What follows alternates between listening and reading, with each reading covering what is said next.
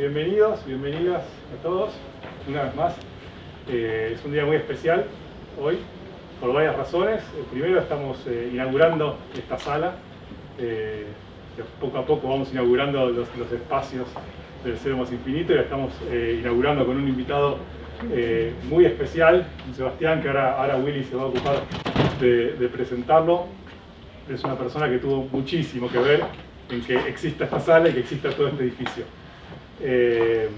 Así que yo empezaría primero, o sea, nada, que te hagan hacer un aplauso para festejar el momento.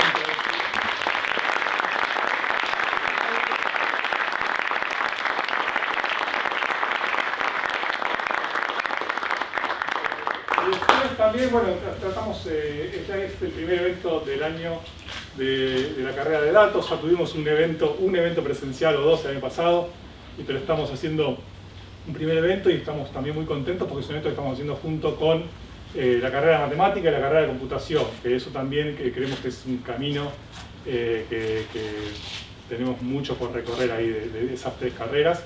Y también tenemos acá autoridades de los tres departamentos.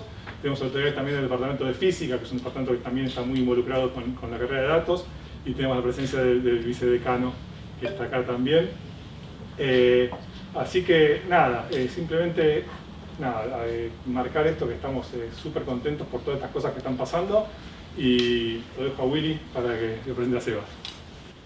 Gracias, Patu, y un honor y orgullo enorme. Primero agregar a lo que dijo Patu, que también manda saludos el decano, que está en reunión de Consejo Superior y por eso no está acá. Creo que me toca presentar a Sebas, no sé si soy porque soy de los más viejos, de los que hace más tiempo que lo conoce, excepto Santiago, que lo conoce hace más que yo, pero creo que en parte por esas razones me toca presentarlo. Cursamos la carrera de matemática juntos. Antes que la anécdota la cuente él para dejarme mal parado, la voy a contar yo.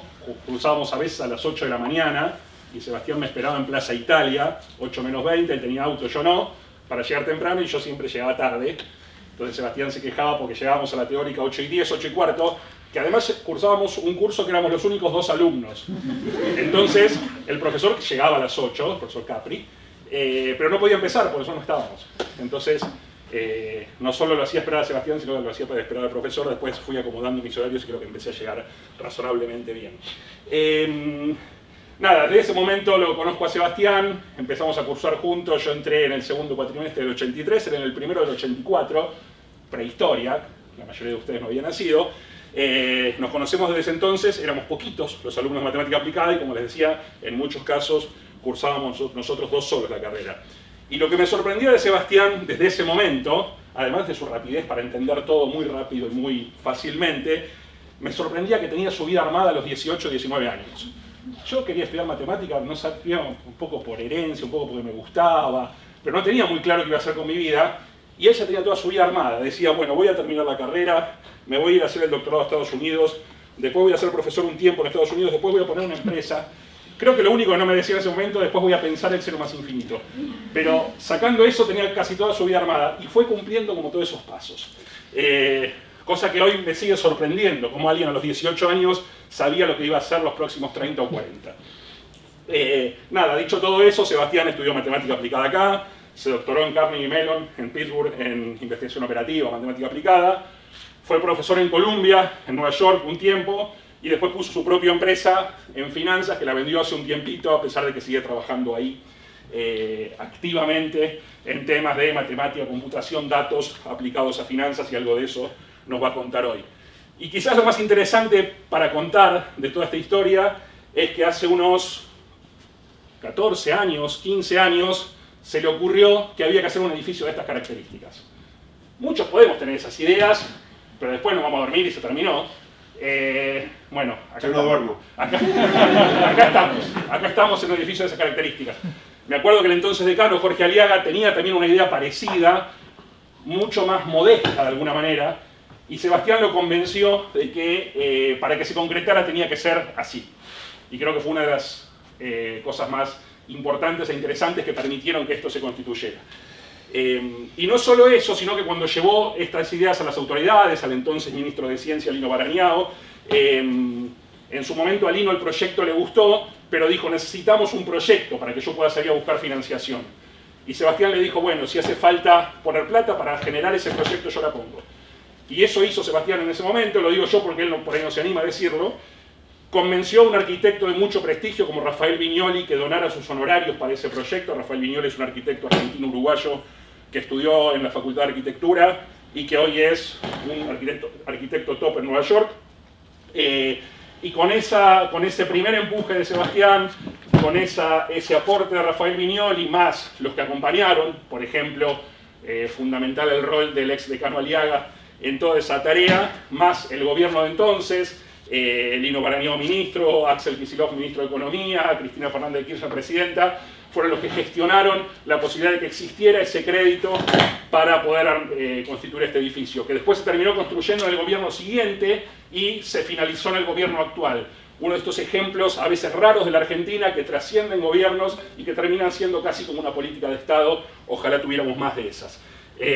Nada, dicho todo eso, me parece que es bien simbólico tenerlo a Sebastián dando esta primera charla en esta aula por lo que significó en la concreción de este edificio. Y dicho eso, ya hablé demasiado. Dale, Seba, más. Gracias, Willy. Bueno, muchas gracias. Gracias a todos. La verdad que es una gran emoción.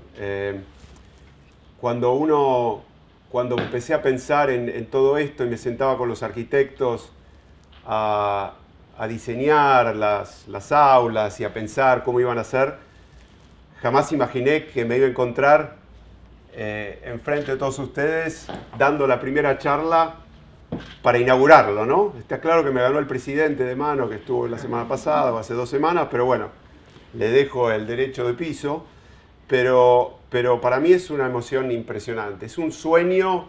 Willy dijo todo lo que dijo Willy, estoy de acuerdo, excepto una cosa, que es que yo cuando vine y cuando pisé la Facultad de Ciencias Exactas y Naturales, la idea de construir un nuevo edificio se me ocurrió en ese momento.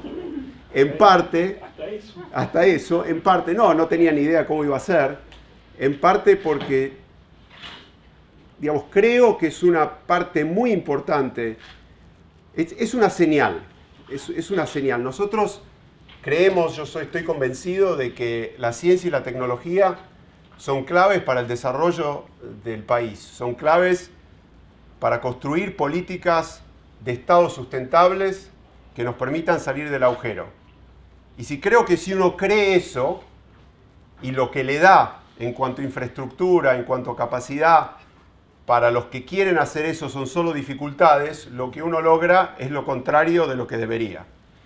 Entonces, si bien uno podría decir que un edificio es una contribución banal, porque en el fondo las políticas de investigación y desarrollo, las políticas de tecnología, la ciencia de verdad se puede hacer en cualquier lado, la realidad es que el entorno condiciona de manera total quién, cómo y cuándo lo hace. Entonces, siempre se me ocurrió eso que por ahí se podría llamar hasta frívolo, que sin la infraestructura, sin un lugar en el que uno se pueda sentir cómodo, en el que uno se pueda sentir un poco amado, ¿no? Es decir, yo creo que la gran ventaja de no sé quién lo dijo en un tuit, es venir acá y uno se siente que realmente el país invirtió en algo en lo que nosotros creemos totalmente. Entonces, en ese sentido, me parece que es consistente con una idea.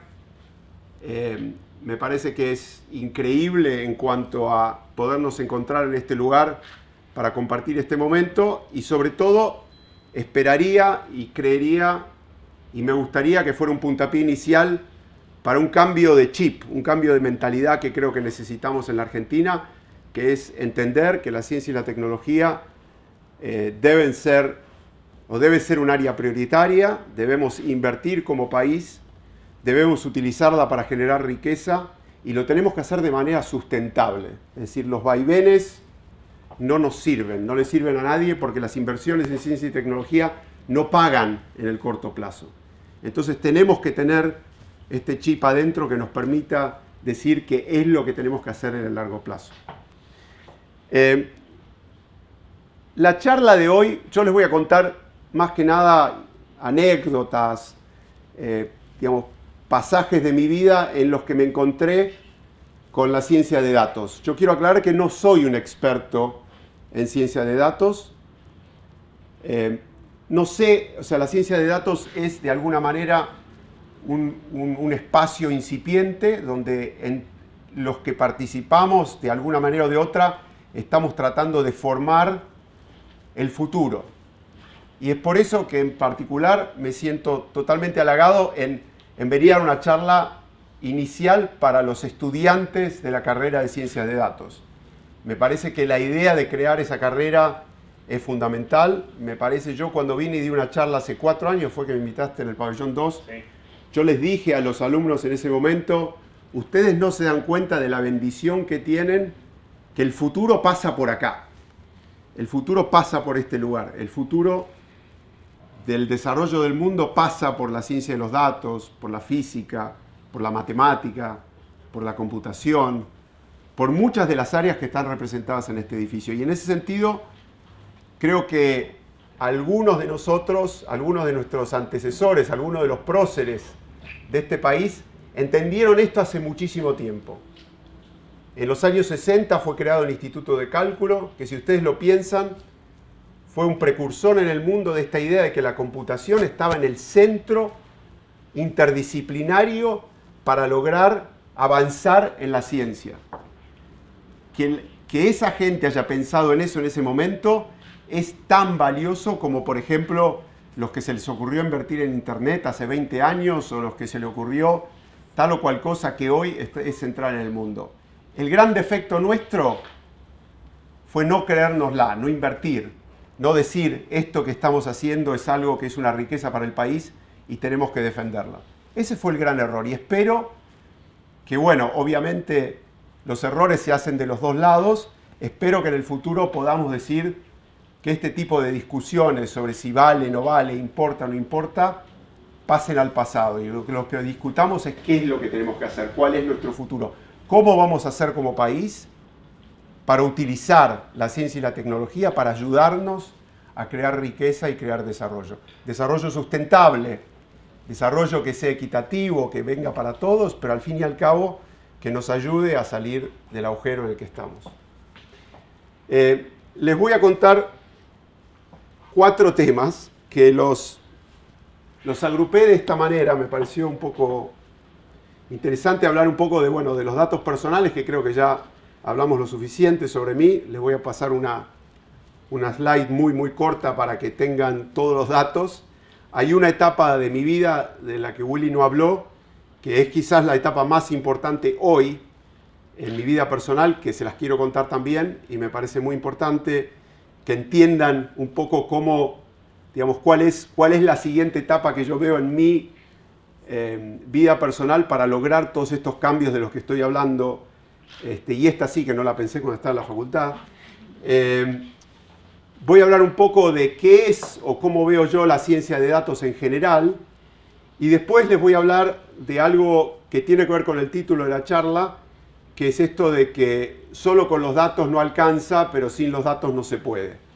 Que es esta idea de lo que yo llamo datos laborales, de cómo en mi empresa, de cómo nosotros dentro de lo que hacemos, utilizamos los datos como herramienta fundamental para generar valor cuando llega el momento de la toma de decisiones. Entonces, ¿cómo usamos los datos? Darles algo más tangible, más concreto, y quizás pasar más tiempo en lo otro que en los datos, pero darles alguna información sobre los datos. ¿Por qué? Porque esa es mi expertise. Mi expertise no es tanto de los datos, sino cómo sacamos información de los datos y cómo tomamos decisiones a través de los datos, que creo que es una de las riquezas que tiene en particular la carrera y el estar acá adentro, es que todo esto que les estoy diciendo, y les voy a dar ejemplos concretos, se puede mapear a las materias que todos van a tomar en la carrera de ciencia de datos. Es decir, no hay, en el fondo, ¿viste? Cuando ve la lista dice, bueno,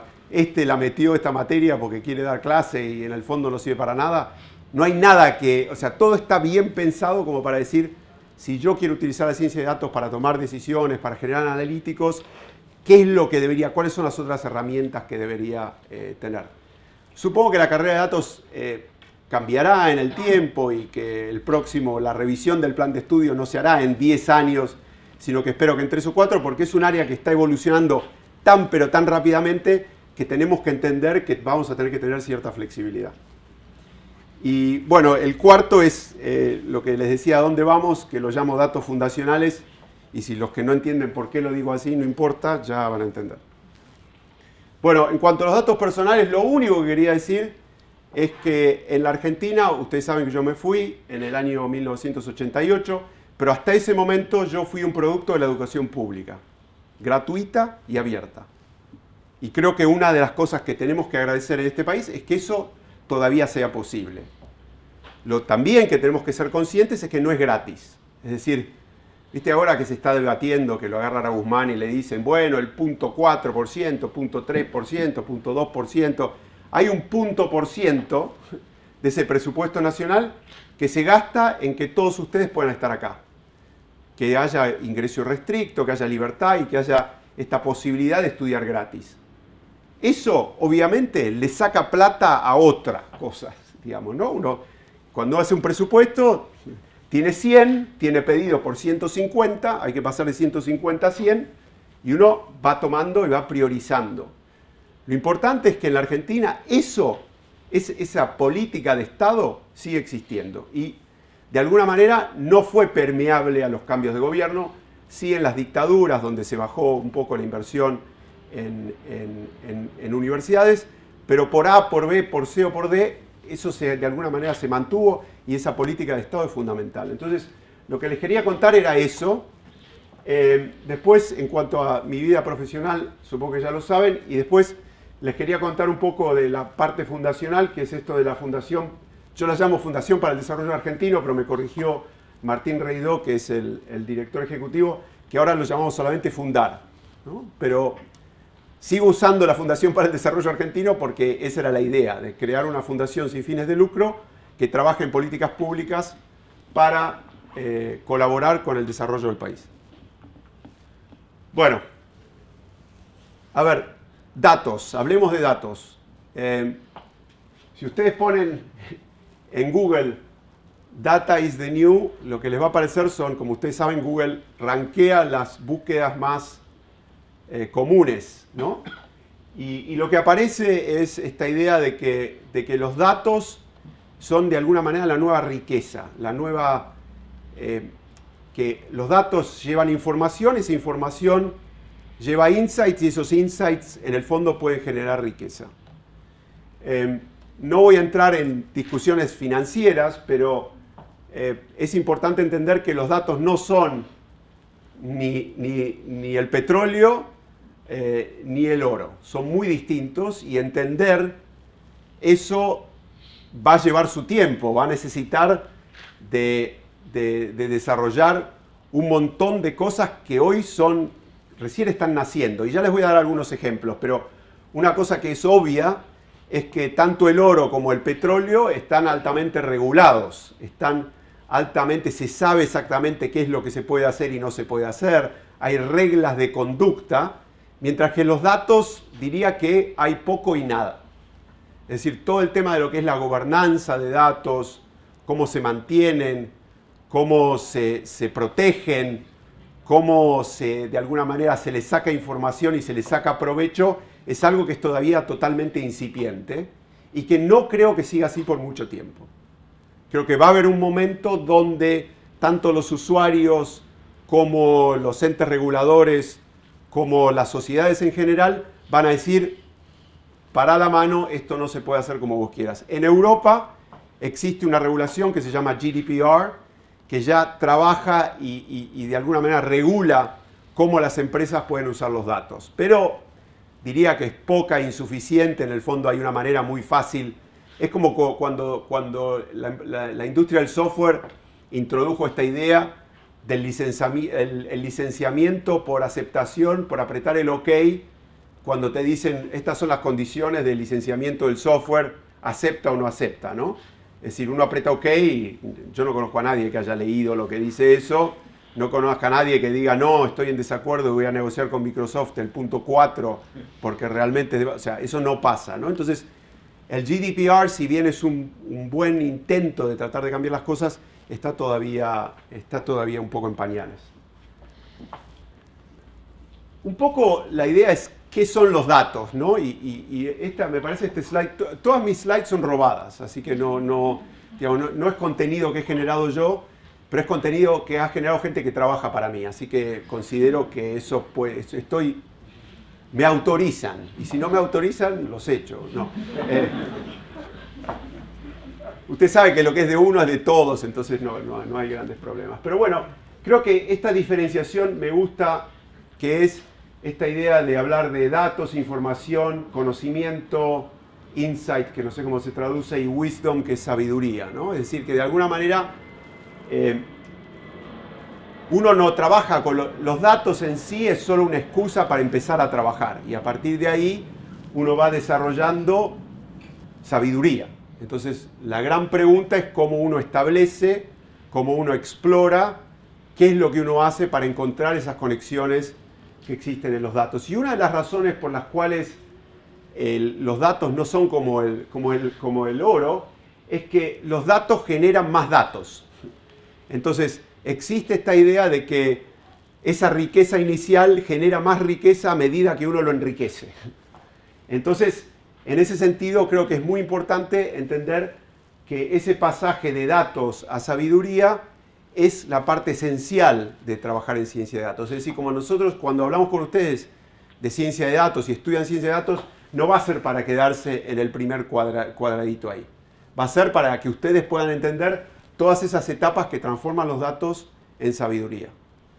Hay otro cuadradito que no lo puse, pero que es interesante, que es lo que se llama teorías conspirativas. Es decir, a veces, y este es un gran error, uno trata de sacar información sobre los datos que realmente no existe. Es decir, uno construye, y ese es uno de los grandes riesgos, uno construye información que en el fondo cree que es sabiduría, pero en el fondo no lo es. Es bullshit, como diríamos nosotros. O sea, no es nada, ¿no?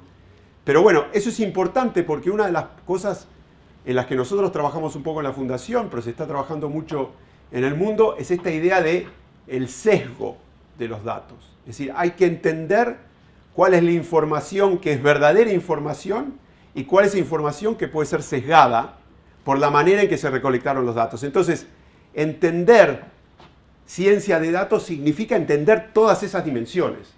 Porque si no, no sabemos si lo que tenemos es información o sabiduría o tenemos basura. ¿Está bien? Cuando hablemos de finanzas les voy a dar un poco de esto porque es fundamental el tema este. Ahora, otro tema importante que quiero que entiendan y que se les metan en la cabeza es que el traslado de los datos a la sabiduría no puede ignorar lo que ya sabemos sobre los datos. ¿A qué me refiero esto? Si nosotros estamos visualizando o estamos analizando unos datos que vienen de una aplicación concreta, puede ser que haya modelos físicos, matemáticos, químicos, que explican en parte esa información o esa sabiduría. Lo que no podemos ni debemos intentar es reemplazar o obviar a esos modelos porque creemos que los datos solos van a hablar. ¿Está bien? Entonces esta idea de pensar en el matrimonio de los datos con los modelos que pueden describir cómo se deberían comportar esos datos, ese es el verdadero valor. Si nosotros lo que pensamos es que Machine Learning nos va a solucionar todos los problemas y que va a descubrir leyes de la física o leyes de las finanzas que nosotros no conocemos, estamos totalmente errados. Es decir, no podemos ignorar ni debemos ignorar el valor del modelaje. Es por eso que cuando ustedes vean sus materias, que supongo que las habrán visto, verán que ahí hay mucho de eso. Hay mucho de entender cómo funcionan las cosas, porque es esencial. Esta transformación no se puede pensar que es toda generada, entre comillas, por la inteligencia artificial, hablando de inteligencia artificial como un término genérico. Entonces, lo valioso es ese matrimonio entre los datos y la sabiduría. Y la sabiduría que nosotros ya tenemos de eso. Es decir, el gran poder sale de mezclar esas dos cosas. Este es un gráfico que bueno, es importante, es que para que entiendan que el 90% de todos los datos existentes en el mundo se generaron en los últimos 2 años, ¿no? Es decir, que el crecimiento de los datos es exponencial. Y entonces eso significa que la mayoría de esa información, la mayoría de esa sabiduría, todavía no la conocimos porque va a ser generada en los próximos años. Es importante entender esto, ¿no? Y en parte para nosotros los más viejos, es importante entender, o sea, a veces dicen, yo hice uno de los papers más famosos que escribí, es sobre los cortes de Gomori. No importa qué es, pero es un algoritmo que fue inventado por un señor que se llamaba Gomori en el año 1968. Un algoritmo para resolver un problema combinatorio, no importa. El señor Gomori descubrió ese algoritmo, lo escribió, lo programó en 1968, lo hizo funcionar y llegó a la conclusión de que el algoritmo era muy lindo teóricamente, de que te resolvía el problema, de si que pones un problemita de 2×2 lo resuelve, pero lo metes en la computadora y no funciona. ¿Está bien? Entonces el señor Gomori, todo el mundo dijo, un genio, pero lo que hizo no funciona. Uno de mis papers más importantes y más famosos fue reprogramar el algoritmo de Gomori en 1990. Imagínense lo que descubrí yo, que funciona. ¿Y qué hice? ¿Algo de magia? ¿Algo distinto? No. O sea, pude usar el poder computacional que había en 1990, que no había en 1968. Pude poner más datos en memoria que el señor Gomori, no sé con cuántos kilobytes estaba trabajando, por ahí 4. Y yo pude usar megabytes en ese momento para almacenar la información. Y pude correr el algoritmo de Gomori de una manera distinta. Nada más. Es decir, la capacidad de computación y de almacenamiento te cambia la conclusión de algo. ¿Por qué digo esto? Porque digo que yo no me deprimiría cuando uno dice, uy, muchos de los... Eso siempre lo escuché al famoso Hugo Skolnick, decir, bueno, en el fondo, muchos de los algoritmos de ciencia de datos ya los sabíamos hace 30 años, ¿no? Ya los conocíamos hace 20 años. No ha habido necesariamente, cuando uno habla de neural networks, como si fuera el deep learning y todo esto, como si fueran cosas totalmente nuevas, en el fondo ya estaban, pero no hay que perder esa idea de que la nueva capacidad de cómputo más los nuevos datos que aparecen pueden revivir algoritmos anteriores o sabidurías anteriores que olvidamos porque no teníamos esa capacidad de cómputo. Eso para mí es esencial. Es decir, cuando pongo en mi máquina y veo que Google Chrome usa 2 GB de memoria, yo me quiero agarrar la cabeza. O sea, lo que hubiese dado yo por 2 GB de memoria. Y ahora lo estoy usando para un browser, ¿no? Pero bueno, eso creo que es importante que lo entiendan, que es que a medida que avanza los datos y a medida que avanza la capacidad de cómputo, eso nos da la posibilidad de hacer cosas que antes no podíamos hacer. Los algoritmos de complejidad exponencial siguen siendo algoritmos de complejidad exponencial. No vamos a de repente resolver todos los problemas que teníamos, pero se nos abren muchísimas capacidades para sacar información de lo que antes no podíamos. Eso creo que es importante y por eso les pongo esto para que entiendan que están entrando en una cosa que está evolucionando a gran velocidad, ¿no? Y la evolución a gran velocidad lo hace, desde mi punto de vista, súper excitante.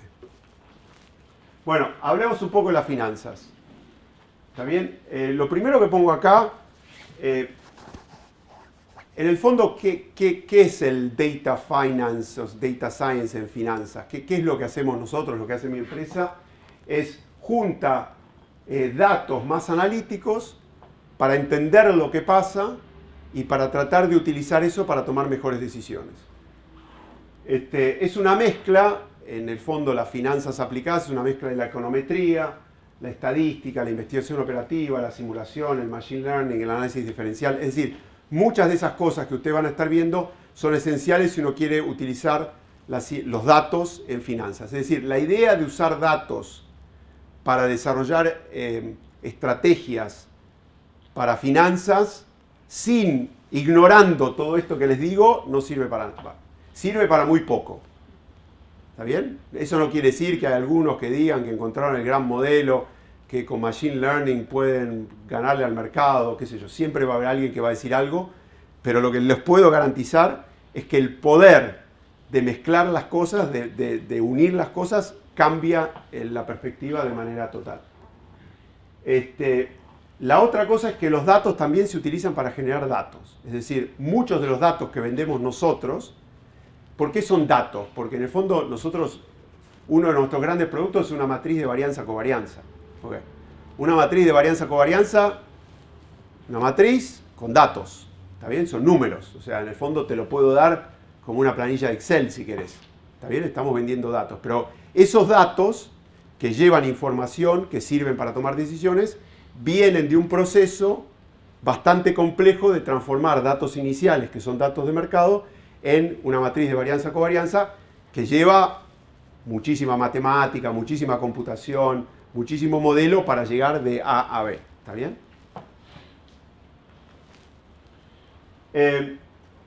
Esto es un poco el ejemplo de lo que nosotros hacemos, es manejo de riesgo. El riesgo en finanzas se mide como la volatilidad, y la volatilidad es la variabilidad de los retornos. Es decir, cuando se habla de que el mercado está volátil, lo que quiere decir es que el retorno del mercado tiene gran variabilidad. Y la volatilidad es mala.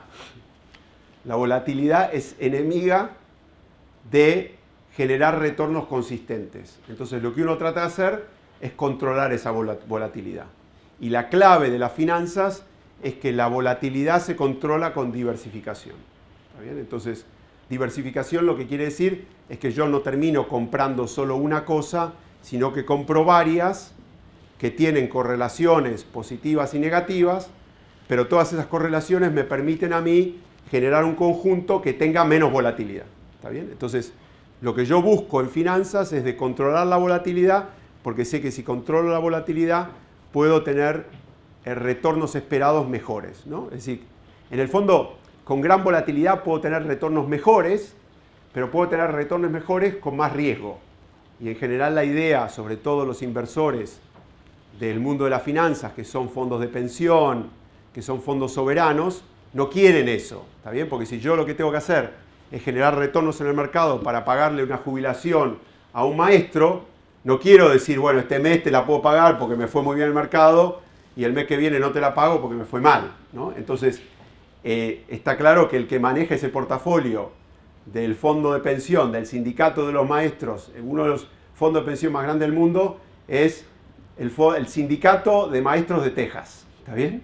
Ustedes, o sea, el sindicato de maestros de Texas tiene más plata que la Argentina, ¿no? Para decirlo así. Está bien que no es fácil, no es difícil tener más plata que la Argentina, pero tiene, no sé, creo que son 70 billones de dólares ahorrados, digamos, para pagarle la jubilación. Son aportes que hicieron los maestros para pagarles jubilaciones. Entonces, la idea de ese fondo de pensión es que yo quiero controlar el riesgo de mi portafolio, porque si controlo el riesgo puedo garantizar que le voy a pagar las jubilaciones de manera consistente. Bueno, hay distintos modelos. Uno de los modelos es lo que se llama el modelo factorial. Y el modelo factorial se los quería mencionar a ustedes porque una de las cosas que yo pensé en mi vida que iban a ser las más inútiles de las que aprendí en esta facultad es álgebra lineal. ¿Sí? Yo cuando cursé álgebra lineal, que no me acuerdo con quién la cursé, pero era el libro de Gentile, siempre pensé, ¿a quién le importa esto? ¿Para qué sirve esto? ¿Qué es esto de los espacios lineales? ¿Para qué sirve la dimensión? ¿Para qué estoy aprendiendo esto, ¿no? Y bueno, lo que me di cuenta después es que es la cosa más útil del mundo. ¿Por qué? Porque la gran mayoría de los modelos econométricos, sobre todo en el tema de riesgo, están basados en un modelo de regresión, ¿está bien? Multidimensional. Pero bueno, esa matriz de varianza y covarianza que les dije, uno termina reduciendo el espacio, porque la matriz de varianza y covarianza, si uno la generara de manera directa, tendría un número de condición muy malo y estaría muy mal estimada. Entonces lo que uno hace es reduce la dimensión, la estima en un subespacio que es mucho menor, perdón que me ponga técnico, la estima en un subespacio que es mucho menor, que es el espacio de los factores, y después lo vuelve para arriba. ¿Y por qué es interesante esto? Porque el espacio de los factores básicamente te dice que si vos querés entender el retorno de inversiones, no hace falta que entiendas exactamente esa compañía, por hablar de acciones, sino que el retorno de esa compañía en gran parte depende de cosas que no tienen nada que ver con la compañía. ¿Está bien? Entonces, por ejemplo, el retorno de Tesla en gran parte hoy tiene muy poco que ver con lo que hace Tesla, con si vende o no vende coches, tiene que ver con el hecho de que el mercado se pegó un palo enorme porque está en Ucrania. ¿Está bien? Entonces, hay cosas que son, porque está la guerra de Ucrania. Entonces, hay cosas que manejan cómo funcionan los retornos que tienen poco que ver con la empresa. Entonces, la conclusión es que esos modelos que generan un modelo factorial para explicar los retornos de las acciones funcionan muy pero muy bien.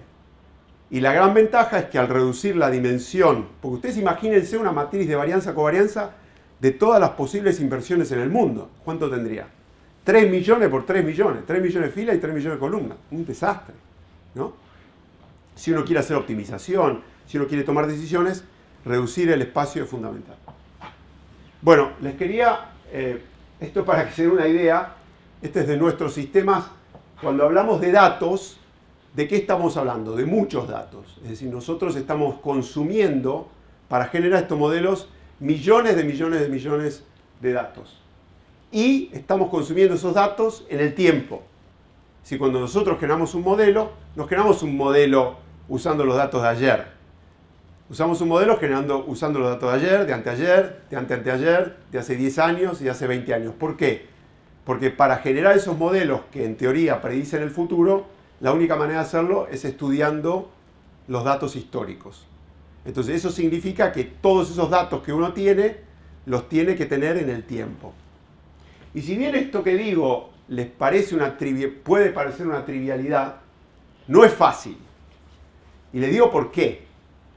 ¿Ustedes creen que las instituciones financieras, los vendedores de datos, guardaron bien los datos de hace 10 años? No. No, porque ni sabían para qué sé yo. Están ahí, por ahí en un disco, perdidos. Tienen inconsistencias. No, a veces están medidos así, a veces están medidos así, ¿no? Entonces, uno de los grandes desafíos de la ciencia de los datos es eso. Creo que dicen en este slide. Es entender esta idea que en Estados Unidos se dice basura adentro, basura afuera, ¿no?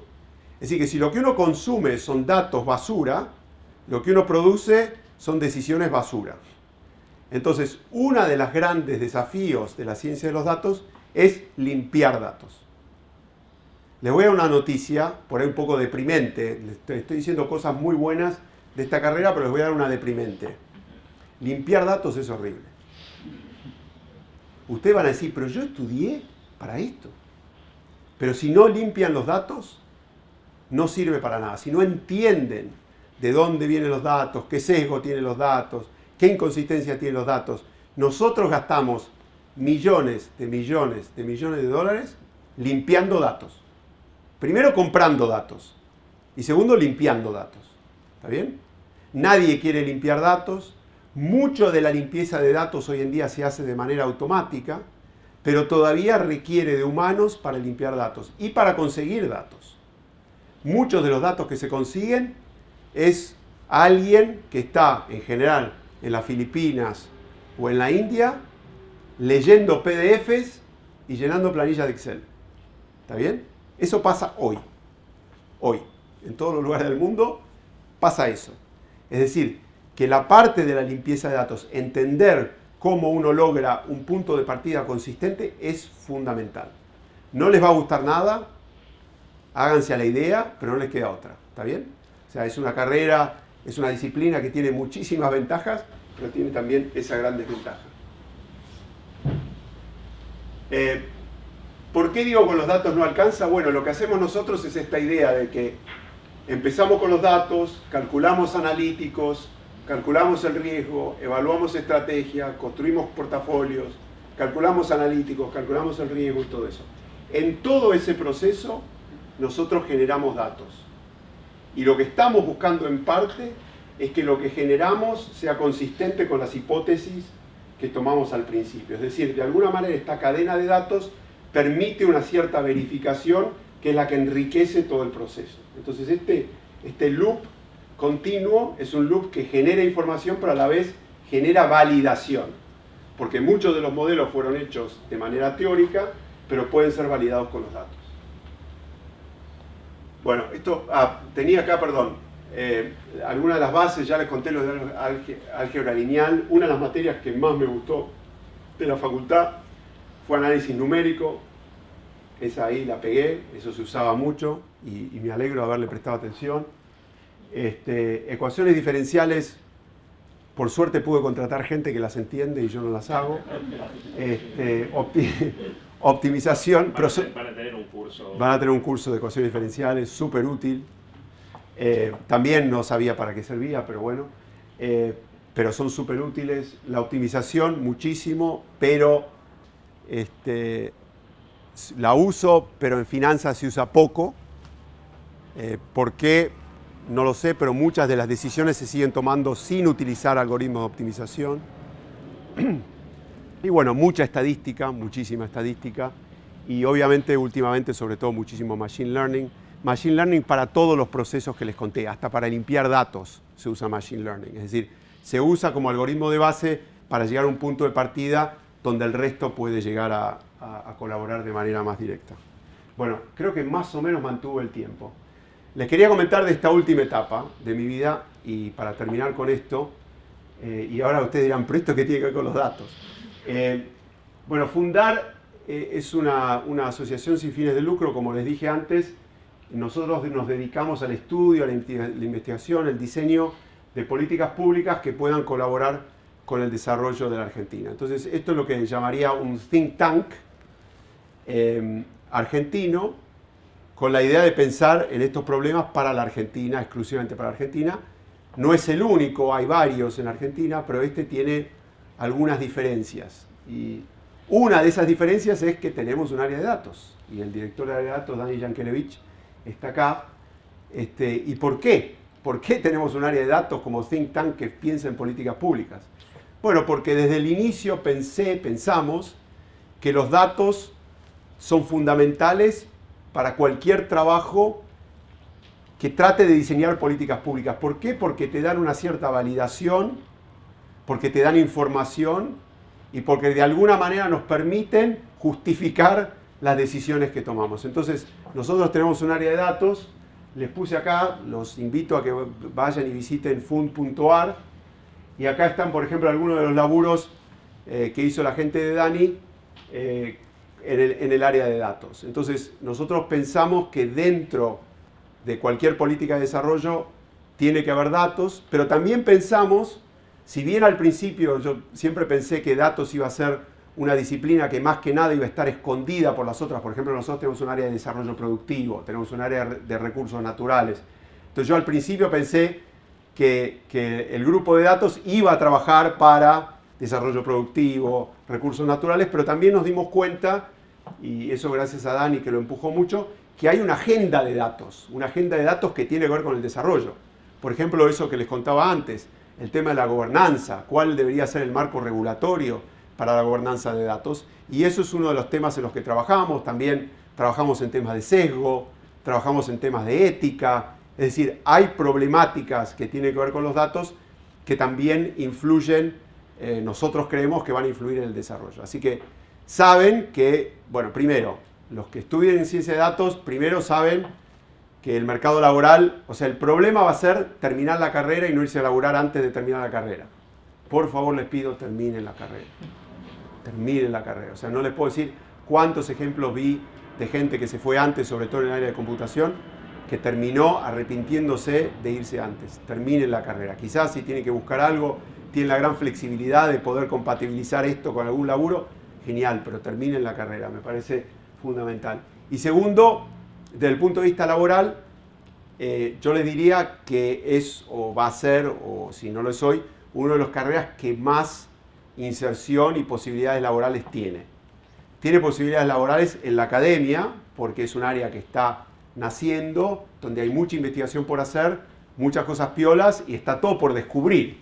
Es decir, no sé, es como entrar a, no sé, a la medicina o a la biología cuando se empezaron a hacer disponibles todas las cosas que tienen como para desarrollar ese gran salto. Es un área que va a dar un gran salto y eso va a requerir de un andamio sólido, teórico y práctico también que permita ese desarrollo. Obviamente tiene inserción laboral en el gobierno. Los gobiernos van a querer contratar gente de datos. Obviamente en el sector privado, cualquiera, digamos, cualquier empresa hoy está pensando en el tema de datos como una herramienta fundamental y les cuesta conseguir gente porque no hay, como ustedes sabrán. Eso es, los estadísticos y los matemáticos o los físicos terminan agarrando esos laburos, pero en el futuro va a haber una tendencia a ir, obviamente, a la gente que se especializa en estas cosas. Y también está el tercer sector, es decir, los invito a aplicar a Fundar. En su momento, nosotros pensamos que el área de datos no solo es esencial hoy, sino que va a ser cada vez más esencial en el futuro y vamos a seguir invirtiendo en eso porque pensamos que también desde el tercer sector es importante tener a datos como uno de los pilares fundamentales del desarrollo del país. Voy a terminar con eso y abrir para preguntas. Muchas gracias.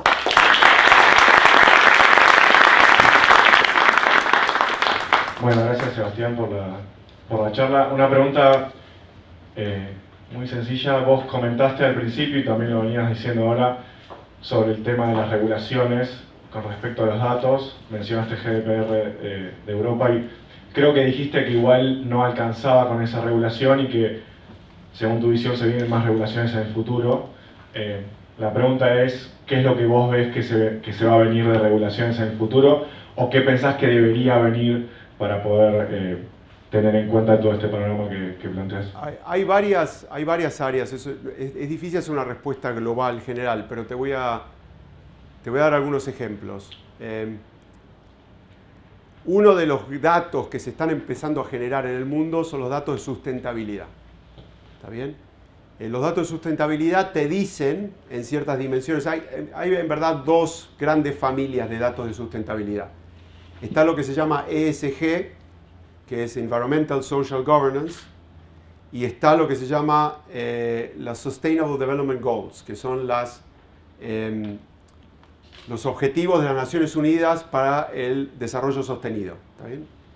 Que son 17, me parece, no me acuerdo exactamente nunca el número, más de 15 y menos de 20. Juntar esos datos implica que alguien va, ¿por qué? Porque es difícil de medir esas cosas, ¿no? ¿Cuál es la contribución de XYZ por ejemplo, al medio ambiente? Es difícil, hay que ver cómo medís, qué sé yo. Alguien está buscando esos datos y los está publicando.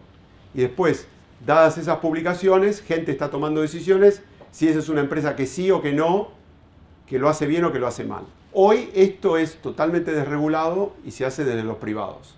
Y hay varias empresas que lo hacen. En el futuro está claro para mí que volvamos para atrás con una cosa.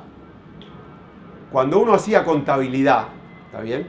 En el pasado, no ahora, no existían normas internacionales de contabilidad. Entonces, vos hacías la contabilidad de tu empresa, el otro hacía la contabilidad de otra empresa, comparabas manzana con naranja. No eran comparables, ¿está bien? Entonces, hasta que se definieron estándares que permitieron que la contabilidad de una empresa, uno puede decir, si miro estos números, sé que están calculados así, así, así, así. ¿Está bien? Eso hay en distintos lugares del mundo, hay distintos estándares. En particular hay dos, el IFRS y el GAAP. No importa. ¿Está bien? Creo que, por ejemplo, ese tipo de estándares van a aparecer para el tema de sustentabilidad. Entonces, eso estoy casi seguro. Creo, por ejemplo, la Comunidad Económica Europea tiene un proyecto donde está empezando a pensar cómo estandarizar los datos porque si no, comparas mal y la gente toma decisiones y depende si usaste a este o al otro. ¿Está bien? Porque son cosas difíciles de medir. No es decir cuántos empleados tenés. Digamos, no es decir cuáles fueron tus revenues y cuáles fueron tus costos. No, son cosas difíciles de medir. Entonces, eso seguro que viene. Lo que no está claro que viene, o no está claro cómo viene, o cuándo viene, es el tema de la regulación de los datos que uno da de manera consciente, aunque en general es inconsciente, a las empresas que utilizan esos datos para venderte cosas. Eso no está claro para mí cómo vaya a evolucionar. Una cosa que no pasó desapercibida, por ejemplo, en Estados Unidos es lo que pasó con Facebook, que al Apple cortarle la posibilidad de que Facebook te traquee lo que vos haces en otras aplicaciones o vos decidir directamente lo que puedes o no puedes hacer, perdió un montón de guita, pero billones de dólares, y su valuación cayó más que, no sé, creo que son 20 o 30 billones de dólares que cayó la valuación cuando dijeron eso. Ese tipo de cosas creo que van a aparecer. Lo interesante es que lo de Apple no fue regulatorio, fue Apple que decidió poner esa política, que me parece genial, digamos. Facebook que se la aguante, ¿no? En el fondo estaba minando tu información sin tu consentimiento, o con tu consentimiento tácito pero no explícito. Eso creo que todavía no sabemos cómo va a ser, y por lo menos en Estados Unidos hay una actitud del laissez-faire hasta que se encuentran que con esta información se hacen cosas que pueden ser súper negativas.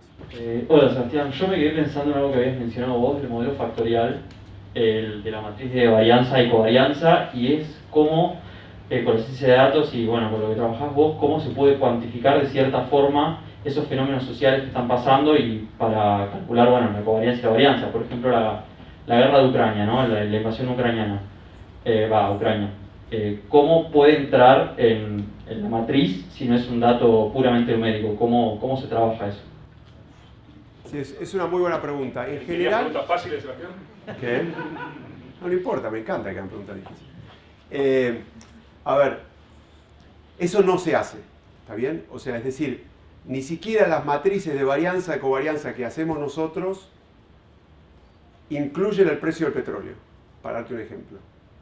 Sin embargo, sin incluir el precio del petróleo, puedo lograr una estimación de riesgo que es súper acertada, aunque no lo incluya. Eso no quiere decir que vos no quieras saber cuál es la sensibilidad o sensibilidad. Sensibilidad, perdón. ¿Cuál es la sensibilidad de tu portafolio a cambios? Porque eso es lo que vos querés hacer. Vos, en el fondo vos querés decir, bueno, estimame el riesgo, pero ahora que tengo el portafolio, yo quiero saber qué tan sensible mi portafolio es a movimientos en el precio del petróleo. ¿Está bien? Bueno, gracias a la álgebra lineal que inventó el concepto de proyección. Entonces vos lo que haces es, tenés otro factor que no está en tu modelo factorial, que en este caso es el precio del petróleo, lo proyectás y podés calcular, haciendo la proyección, cuál es la sensibilidad que vos tenés al factor del petróleo. Cosas que son numéricas, no numéricas, es imposible de meterlas. Pero en general implican, como los fondos de pensión, esto es una cosa que la gente no entiende tampoco. El mundo cree. En Argentina creemos que la gente de la finanza se dedica a la timba. ¿Está bien? Es lo mismo. ¿Sí? Casino, Wall Street, es lo mismo. No hay diferencia. No es así. Es decir, el fondo de pensión de los maestros de Texas, si sube o baja mañana, o sea, primero tiene que pagar las pensiones una vez por mes, no las tiene que pagar todos los días. Y segundo, tiene que pensar en las pensiones a 30 años. Entonces, la variabilidad en el muy corto plazo, átense los cinturones, nos vamos a pegar, no te preocupes, aguantemos y esto pasa. Entonces, los modelos factoriales de análisis de riesgo en general están estimados con periodos bastante más largos de 1 o 2 días. La mayor cantidad de plata que se mueve en Wall Street viene de ahí, y la mayor cantidad de plata que se mueve en Wall Street está pensada en el súper largo plazo. Es decir, te puedo decir un cálculo muy trivial y simple. Es decir, si una empresa como Intel tiene 1000 acciones, ¿está bien? O sea, todas las acciones de Intel son 1000, en un día se tradean 1 o 2, digamos, ¿no? Es decir, la gente que cambia de mano, está bien que eso lo puede cambiar de mano 48.000 veces, pero en general la gran cantidad de acciones de Intel no se tradean todos los días, ¿está bien? Entonces, como porcentaje del total es un porcentaje bajo, del valor de la empresa, ¿no? Entonces, en el fondo, la timba financiera que se habla es una parte mínima de lo que las finanzas involucran. Pregunta súper específica. El gráfico que mostraste exponencial de la cantidad de data generada en función de los años, ¿es data que está guardada en dónde? ¿Data de qué?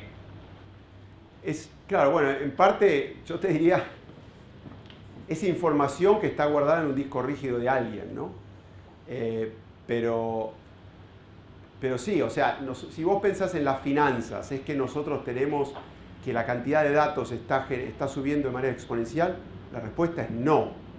Pero si vos tenés un modelo que querés estimar el movimiento en una tienda, que lo vas a hacer con geosatélites y qué sé yo, entonces ahí sí, digamos, ¿no? Entonces, el core, por lo menos en finanzas, no es así. Ahora, en consumer, en todo lo que sea consumo, localización y todo eso, sí, Google y todo eso. Por ahí la pregunta, Sebas, es cómo se cuantifica o cómo se estima esos numeritos, ¿no? No lo sé.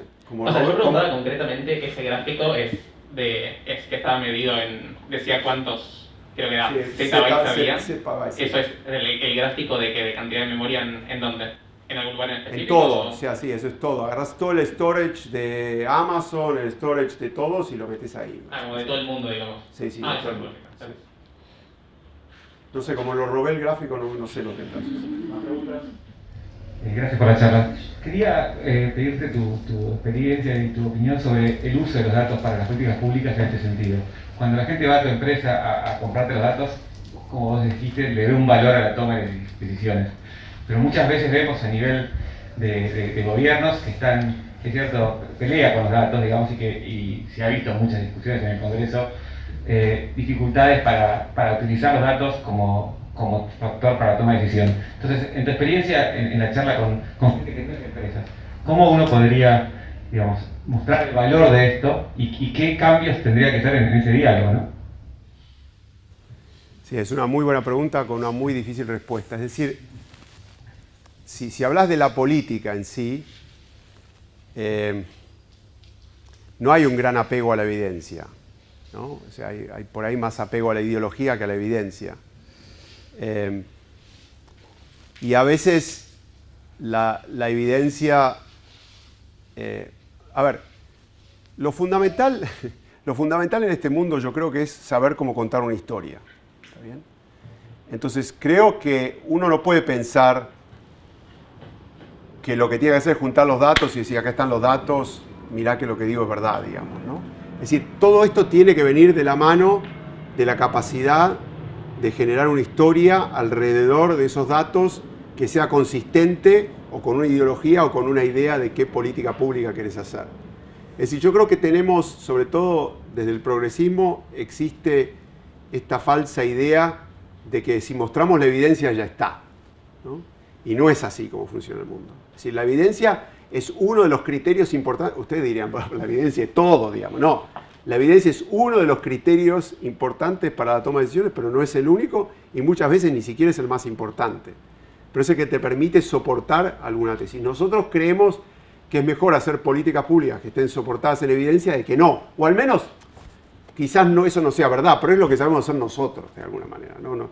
Si es hacer, nosotros no somos ni ideólogos, ni gente que tiene, no sé, que va a crear una nueva filosofía de la política, entonces pensamos que tenemos que cambiar el modelo del mundo así y así. No, nosotros somos gente, científicos, que queremos cosas basadas en la evidencia. Hay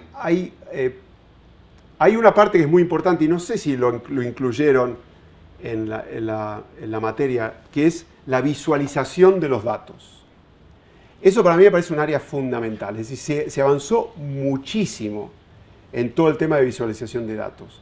Porque a veces, o sea, la verdad, ¿no? Es decir, si yo te digo, acá tenés una tabla de regresión con un R-square de no sé cuánto y con T-stat de no sé cuánto, y vas y hablas con José, dice, ¿qué es eso?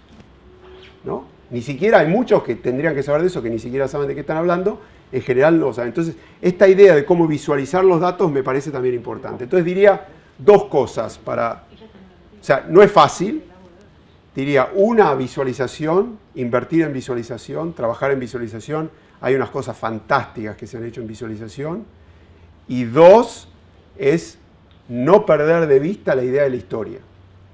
¿Cuál es la historia que queremos contar? ¿Cuál es la historia, como se dice, story? No sé si no se traduce exactamente como historia. ¿Qué?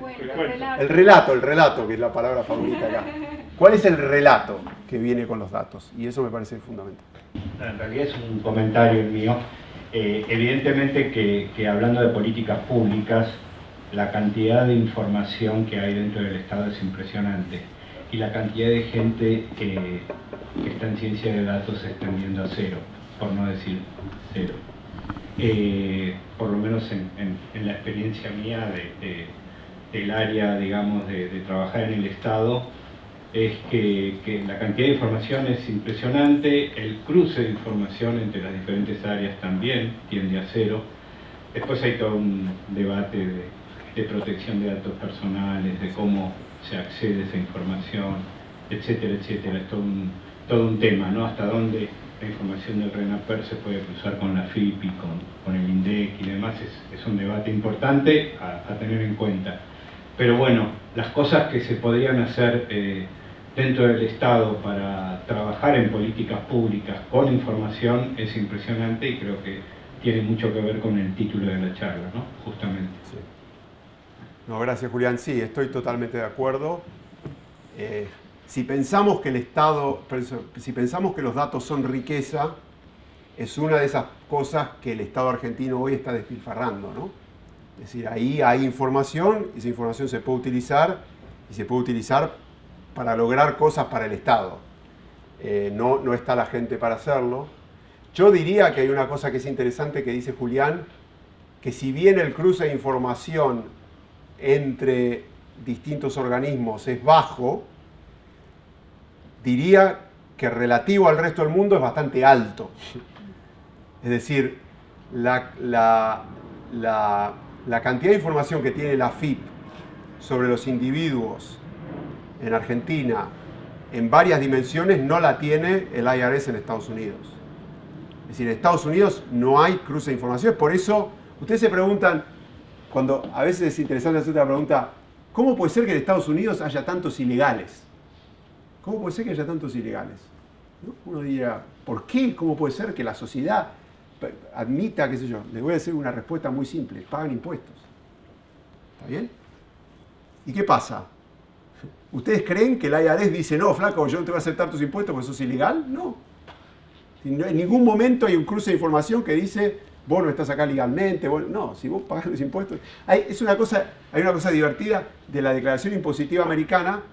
Te pregunta, ¿viste? Te dice, bueno, ¿cuánto ganaste sueldo? ¿Cuánto coso? Y te dice, income from other sources. O sea, ¿cuál es la ganancia que obtuviste de otras fuentes? Y te lo dice explícitamente el contador, que aunque sean legales o ilegales, declarala.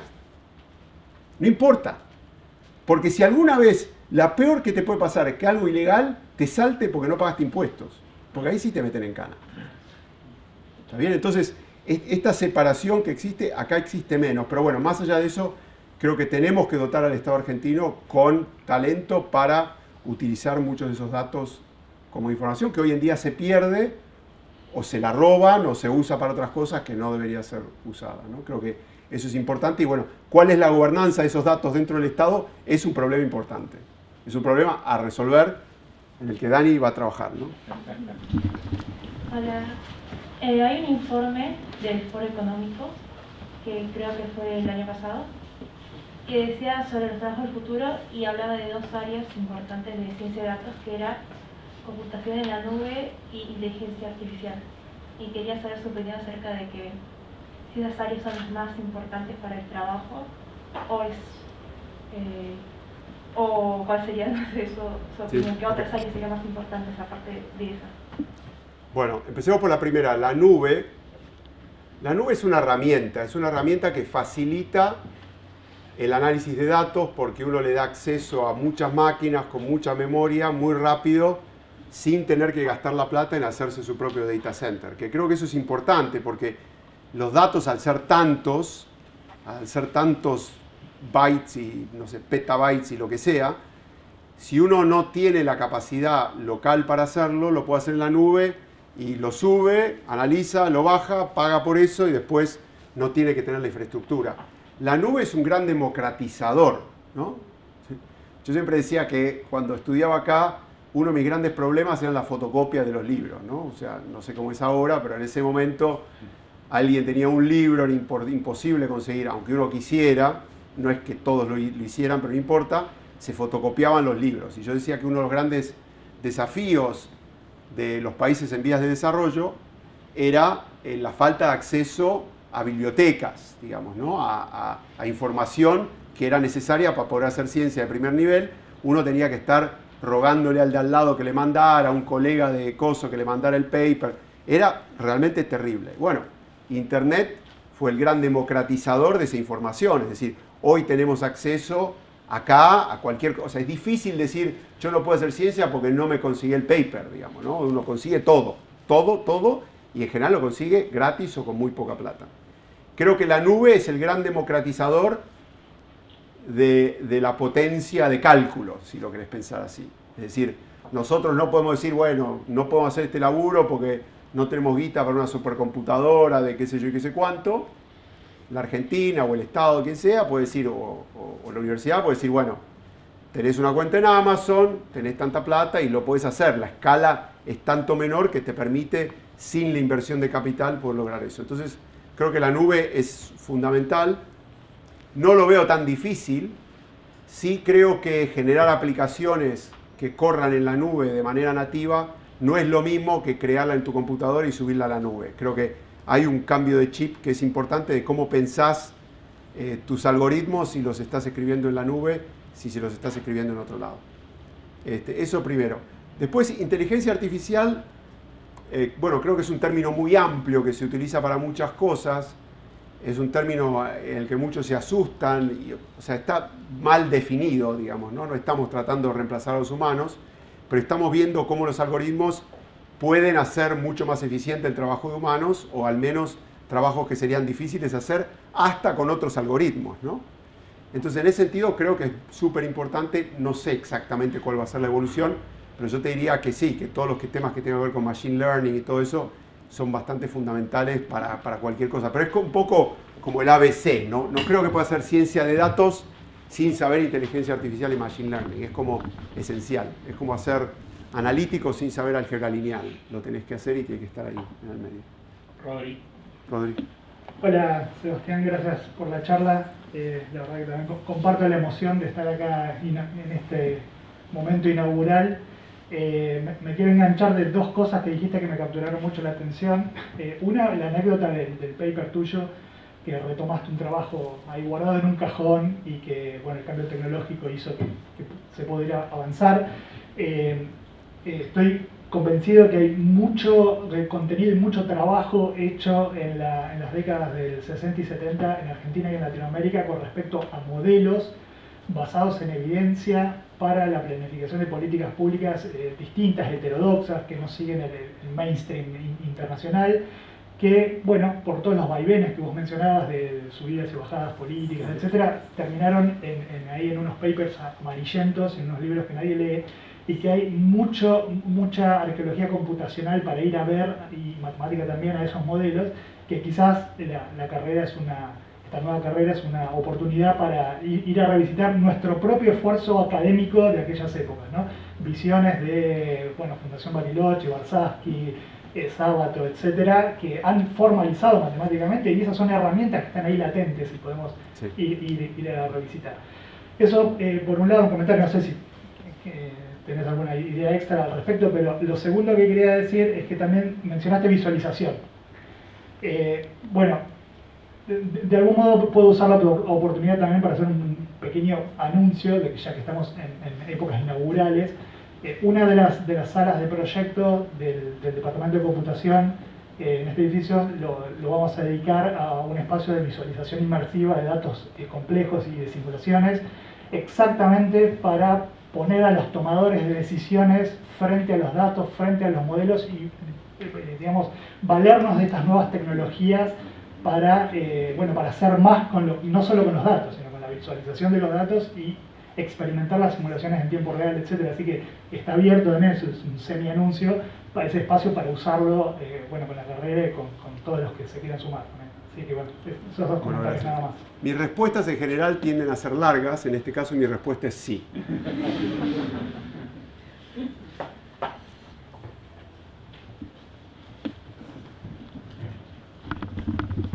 Gracias por la charla. Te quería hacer una consulta y a veces se traduce como una preocupación cuando hablo tal vez con familiares o con amigos.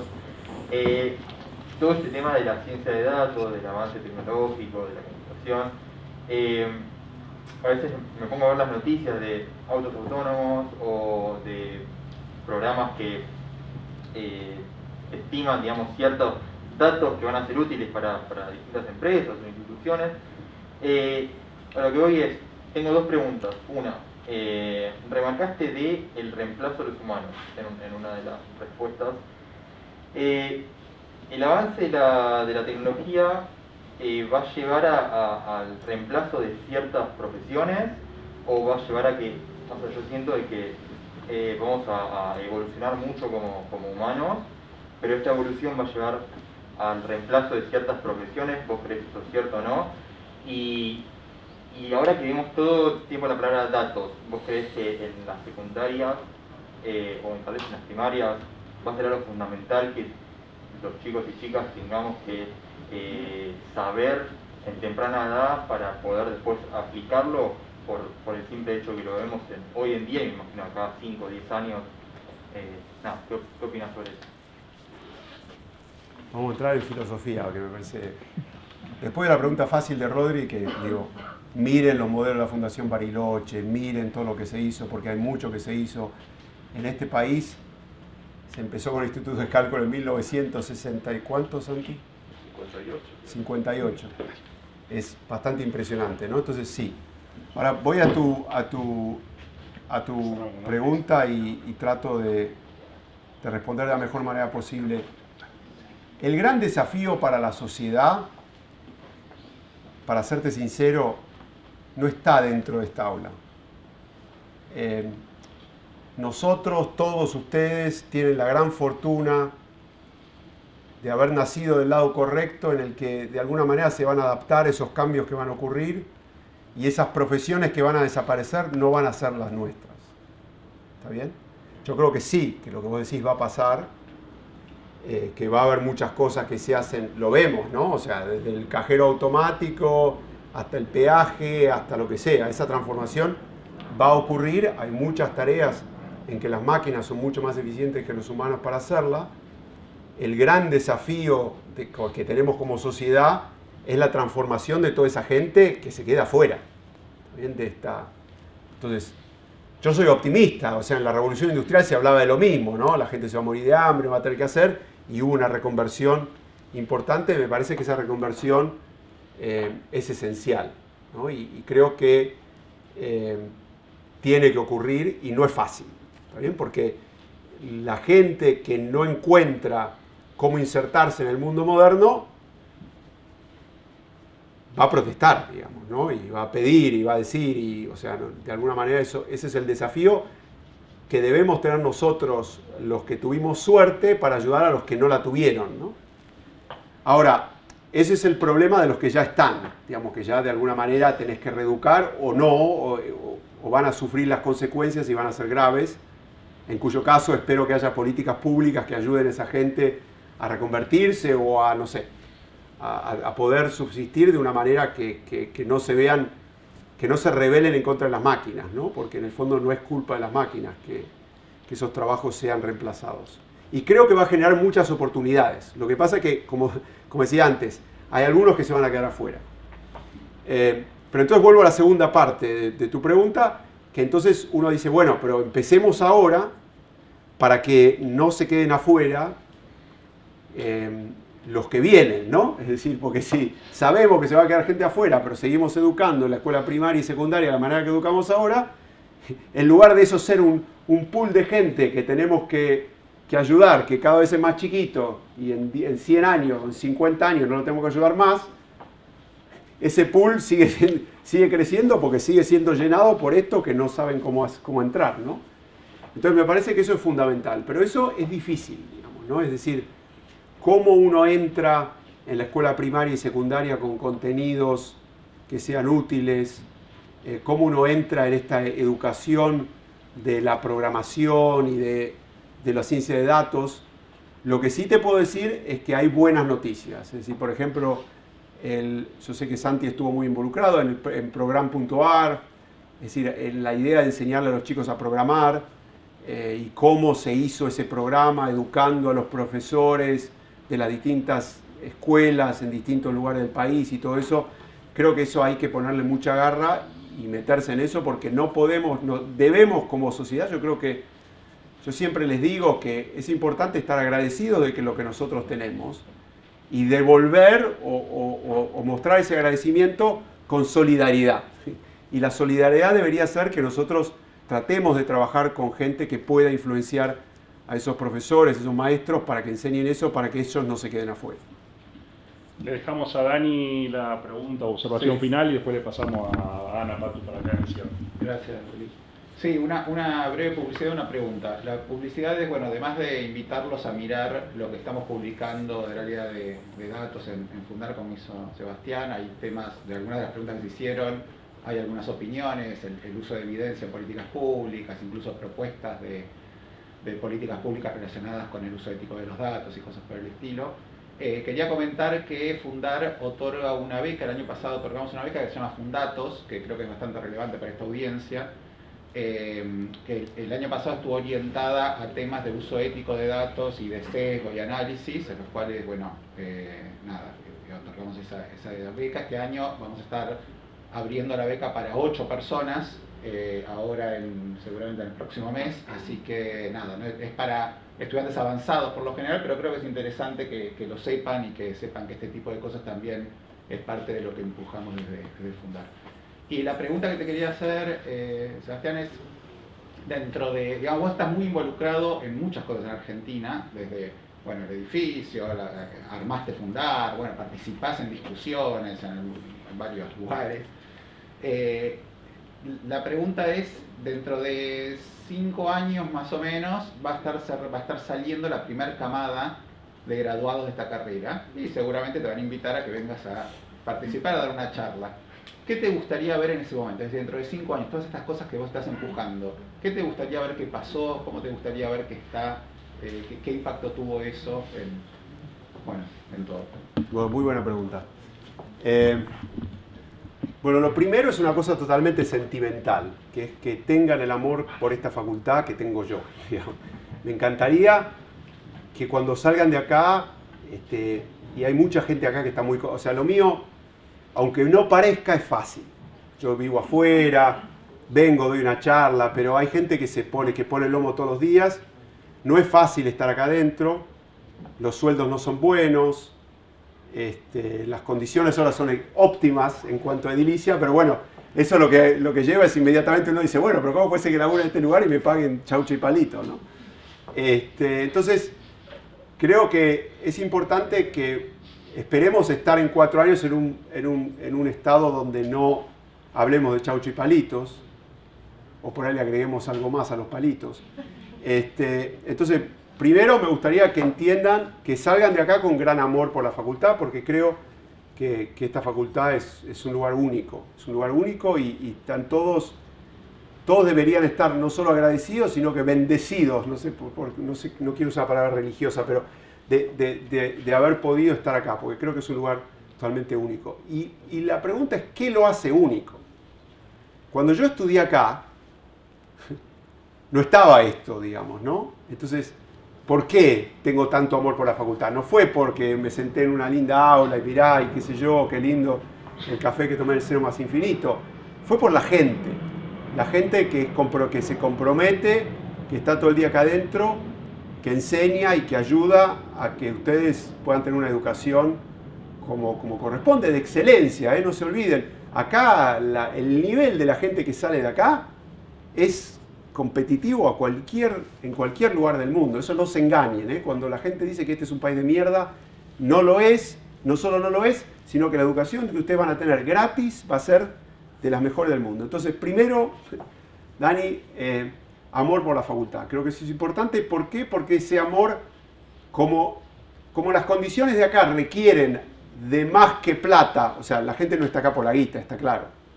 Entonces, ¿qué es lo que más tiene? Tiene compromiso y tiene amor. Entonces, necesitamos que ustedes tengan eso porque van a hacer falta. Cuando los que se queden a laburar acá, o los que hagan cargos ¿cómo se llama?, de ayudante o lo que sea, no lo van a hacer por la guita, lo van a hacer por el amor. Entonces, eso me parece importante. Ahora, es difícil decir que no se puede imponer el amor, ¿no?